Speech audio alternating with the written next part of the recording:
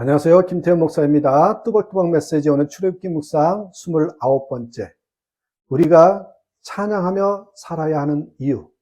우리가 찬양하며 살아야 하는 이유. 출애굽기 15장 1절에서 18절의 말씀 가지고 함께 뚜벅뚜벅 걸어가겠습니다. 오늘 본문은 하나님의 도우심으로 홍해를 건넌 이스라엘 백성들이 부른 노래입니다. 모세의 노래, 이렇게 알려졌죠. 모세와 이스라엘 백성들은 내가 여호와를 찬송하리니 라고 했습니다. 우리가 부르는 찬송 이전에 내가 부르는 찬송이 되어야 됩니다. 여기서 우리가 라는 단어가 아닌 내가 라는 단어가 중요합니다. 내가 먼저 감동이 되어 찬송을 불러야 합니다. 다 함께 모여 노래해도요, 각기 나의 노래로 찬송해야 됩니다. 여호와라는 단어는 찬송의 대상을 밝혀주는 거죠. 모세의 노래는 하나님께 드리는 각 사람의 찬송이었습니다. 본문에 나오는 내가 여호와를 찬송하리니 라는 의미는 무엇입니까? 내가 여호와를 찬송해야 할 이유, 그게 과연 무엇이냐는 거예요. 첫 번째로 여러분, 나의 구원자이시니, 바로 나의 구원자이시니 찬송해야 된다는 거죠. 2절 보세요. 여호와는 나의 힘이요 노래시며 나의 구원이시로다. 그는 나의 하나님이시니 내가 그를 찬송할 것이요 내 아버지 하나님이시니 내가 그를 높이리라. 여러분, 나라는 단어가 참 많이 들어갔죠. 모세와 이스라엘 백성은 신비한 하나님의 구원을 체험했죠. 홍해를 가르치고 애국 군대의 손에서 구원함 받게 하신 구원자 하나님을 향해서 감격의 찬송을 드리고 있는 거예요. 하나님을 찬송해야 할 이유는 하나님께서 구원을 위해서 놀라운 일을 행하셨기 때문입니다. 독생자 예수를 십자가에서 달려 죽게 하셨습니다. 천국을 예비해 놓으셨습니다. 세계를 구원하시길 원하여 성교를 계획해 놓으셨습니다. 하나님은 이미 놀라운 일을 하셨으며 앞으로도 구원의 계획을 가지고 계시니 어찌 찬송하지 않을 수 있겠습니까? 구원자이시다. 나의 구원자이시기에.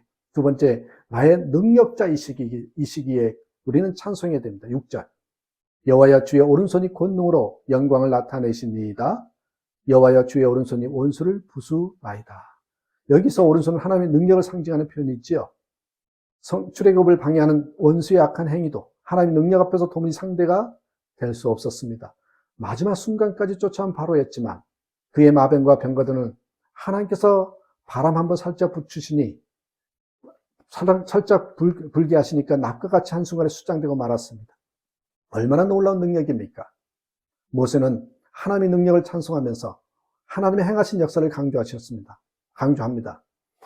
전능하신 하나님께서 이스라엘 백성을 위해서 베풀어진 기적은 능력 그 자체였습니다. 하나님의 손에 의해서 악한 원수들이 한순간에 홍해 바다 가운데서 사라지게 되는 하나님의 능력을 목격한 이스라엘은 그 감격을 노래할 수밖에 없어요. 하나님의 능력되심을 믿는 자마다 그래서 여호와를 찬양하지 않을 수 없는 거죠. 매출 1천억 신화를 창조한 상록수 장학재단의 이상춘 이사장님의 이야기입니다. 가난한 집안의 장남으로 태어났어요. 가난으로 고생하시는 부모님의 한을 풀고 자신과 같이 가난한 학생들을 위해서 장학재단 설립해서 사업가가 되리라 꿈을 꿨습니다. 단돈 500원을 들고 상경하여 성실히 일했고 그 결과 사업을 시작하게 되었습니다. 사업은 날로 번창했지만 반면에 신앙생활은 점점 소홀해집니다. 그러던 가운데 부도의 위기로 말할 수 없는 경제적 어려움을 겪게 되었습니다. 하지만 그는 위기 가운데 다시 하나님을 만났습니다. 자신의 죄를 회개하면서 간절히 기도했더니 하나님께서 여호수아 1장 9절의 말씀을 주셨어요. 하나님이 함께 하시리라. 이 말씀의 평화와 기쁨을 물밀듯이 몰려오는 것을 경험하고 재기에 성공한 그는 한 해 1,000억의 매출을 올리는 굴지의 자동차 부품회사 SCL의 대표가 되었습니다. 드디어 2008년 100억 기금의 상록수 재단 장학재단을 설립해서 어려운 학생들을 돌보고 선교를 하면서 감당할 수 있는 능력을 주신 하나님을 찬송하죠. 그는 이렇게 고백했습니다. 저의 목표는 오직 하나님뿐입니다. 하나님의 손이 함께 하시니 결코 두려움이 없습니다. 하나님의 손이 함께 하심이 저의 힘이요 큰 능력이라고. 바로요 이 능력이 하나님을 만난 그 경험을 체험으로 들려주는 이야기입니다. 자, 세 번째는 여러분 나의 인도자이시다. 구원자이시고 능력자이시고 세 번째 인도자이시다. 그래서 우리는 찬양하지 않을 수가 없다는 거죠. 17절. 주께서 백성을 인도하사 그들을 주의 기업의 산에 심으시리이다. 여호와의 이는 주의 처소를 삼으시려고 예비하신 것이라. 주여 이것이 주의 손으로 세우신 성소로서이다. 광야를 통과한 이스라엘 백성이 하나님이 약속한 가나안 곧 거기에 이르게 되리라는 그런 내용의 찬송이 있죠. 모세는 애굽에서 이끌어내신 하나님께서 변함없는 사랑으로 백성들을 가나안 땅에 이를 때까지 인도해 주시리라 믿고 찬송합니다. 블레셋 에돔, 모압, 가나안 땅에 거하는 거민들은 이스라엘 백성에게 큰 장애물이었습니다. 하지만 모세는 노래합니다. 백성들이 그들을 두려워할 것이 아니라 오히려 그들이 이스라엘 백성을 두려워하게 될 것이라고. 하나님의 인도를 확실히 믿는 증거지요. 이처럼 하나님이 인도하심 가운데 가나안의 미래를 확신하는 모세는 찬송하지 않을 수가 없습니다. 여러분, 프랭크 로바크라는 선교사님의 이름을 들어보셨습니까? 필리핀에서 사역한 선교사님이십니다. 우리가 유기성 목사님이 이 영성일기를 쓰자고 하는 때 가장 영향력을 줬던 사람의 이름입니다. 프랭크 로바크. 이분은 필리핀에서 사역한 선교사이고요. 그는 사람들에게 읽고 쓰는 법을 가르치는 세계 문명 퇴치 선교회를 설립하였습니다. 미국 우표에 등장할 정도로 유일한 선교사로서 2차 세계대전 이후에 미국 외교 정책에 큰 영향력을 미친 인물이 되었습니다. 이러한 삶의 배경은 그가 하나님의 인도 안에 살았기 때문입니다. 그는 45세가 될 때까지 신앙에 만족을 느끼지 못했습니다. 하나님께서 나와 함께 하실까? 순간순간 하나님의 임재 안에 사는 것이 가능할까?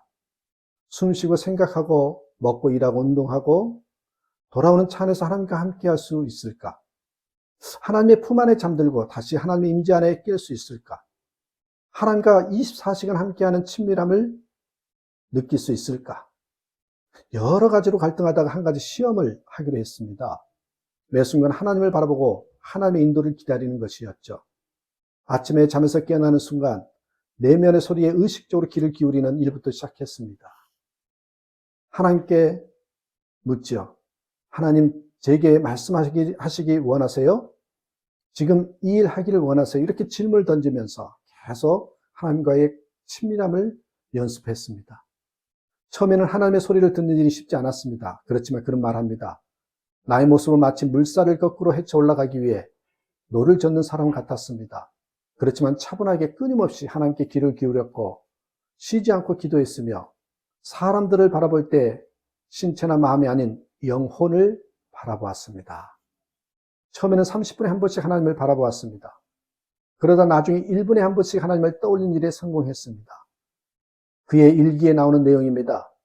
보이지 않는 손이 내 손을 잡아 이끄시고 또 다른 손이 앞에서 내 길을 인도하신다는 의식이 내 안에서 날마다 자라가고 있었습니다. 하나님은 더 이상 낯선 분이 아닙니다. 온전히 내 안에 계시며 나를 인도하십니다. 그는 계속 하나님을 생각하며 하나님과 대화를 시도했습니다.